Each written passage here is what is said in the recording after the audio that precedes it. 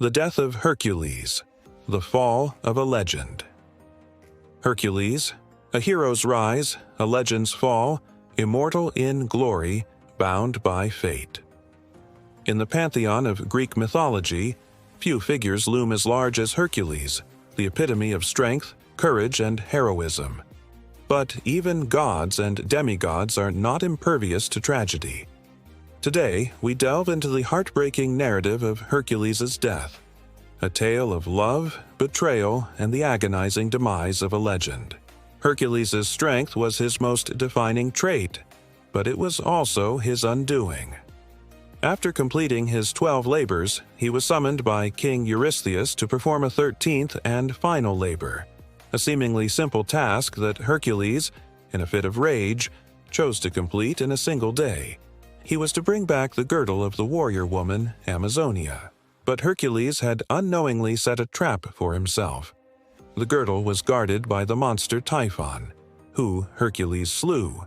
But in his haste, he failed to notice that one of Typhon's poisonous drops had landed on his thigh. Unaware of the danger, he continued on, completing his 12 labors and returning to Eurystheus. But soon, the poison began to take effect. In excruciating pain, Hercules sought the help of the centaur Chiron, who was known for his healing abilities. But even he could do little to help, for the poison was too strong. Realizing that he was dying, Hercules went to the river Styx and set his armor and weapons on fire, casting them into the river.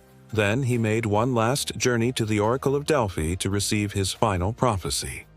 The oracular response, "By the order of fate, you shall ascend to Olympus," gave him a glimmer of hope in his final moments.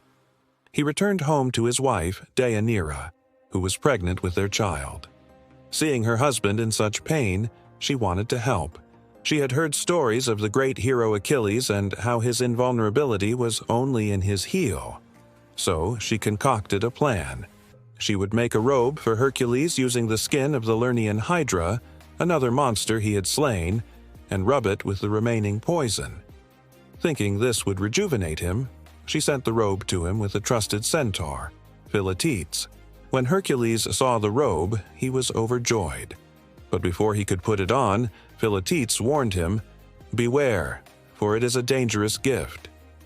Ignoring the warning, Hercules put on the robe, which stuck to his body like glue. As he struggled to get it off, the poison began to take effect. He felt the familiar burning sensation of the poison spreading through his veins.